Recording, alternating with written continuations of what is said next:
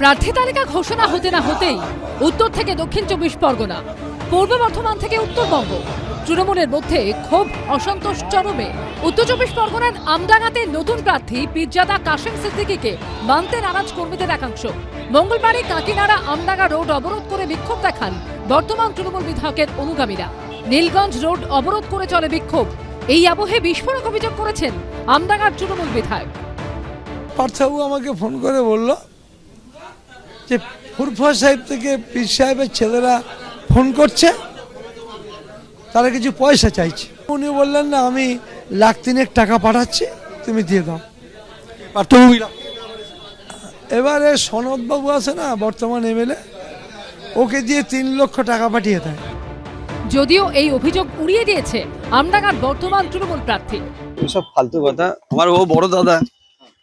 আমার বড় দাদা, একসঙ্গে আমরা প্রচারের মধ্যে থাকবো, একসঙ্গে পাশে থাকবো, পাশে থেকে কাজ করব। আমি পীর পরিবারের ছেলে, উনি নিশ্চয়ই জানেন। মানুষের মধ্যে ক্ষোভ থাকা তো স্বাভাবিক, মানে এটাকে আমি অস্বাভাবিক মনে করি না। ক্ষোভ থাকা মানে কারোর মনে দুঃখ থাকা, দুঃখ থেকে তো ক্ষোভ আসে। কেউ হয়তো দুঃখে তার একটা ক্ষোভ হয়েছে, সেখান থেকে তার একটা প্রতিফলন করছে। আমি তাদের প্রতি সমব্যথী, তাদের আমি ডেকেছি, কথা বলবো। দক্ষিণ 24 পরগনাতেও ক্ষোভ বিক্ষোভ।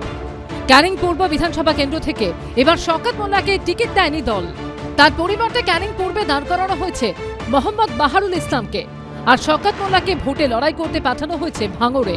এরপর মঙ্গলবার সন্ধ্যা থেকেই ক্যানিং পূর্ব বিধানসভার বিভিন্ন জায়গায় শুরু হয় বিক্ষোভ। বুধবার সকালে শওকত মোল্লার বাড়ির সামনে অবস্থানে বসে পড়েন তৃণমূল কর্মীরা।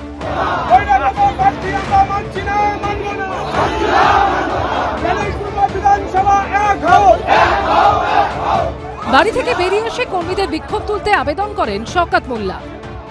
দল ক্যান্ডিডেট ঠিক করেছেন, এটা নিয়ে যে তাদের যে আবেগ বা তাদের যে যা কথাবার্তা, নিশ্চিতভাবে সেই বিষয়গুলো আমি আমার নেতা অভিষেক বন্দ্যোপাধ্যায়কে বলবো বা দিদিকে বলবো।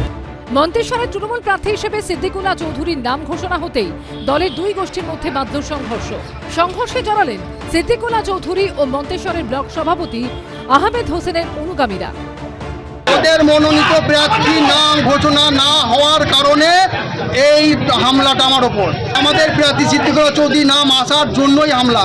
আমি বাড়িতে ছিলাম না, অপর একটা ঘুরছে যারা তৃণমূল দলটা করে না, সেই ব্যক্তি আমার বাড়িতে গিয়ে বোম চার্জ করছে। খণ্ডঘোষে তৃণমূল প্রার্থী নবীন বাগকে নিয়ে তীব্র অসন্তোষ তৈরি হয়েছে স্থানীয় তৃণমূল নেতৃত্বের মধ্যে।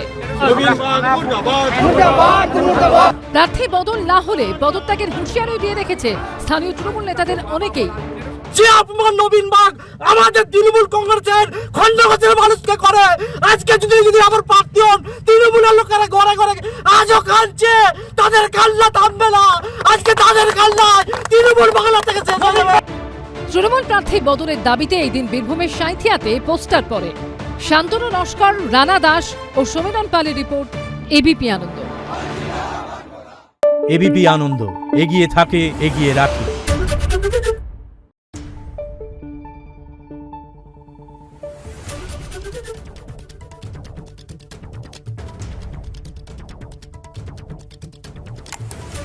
Thank you.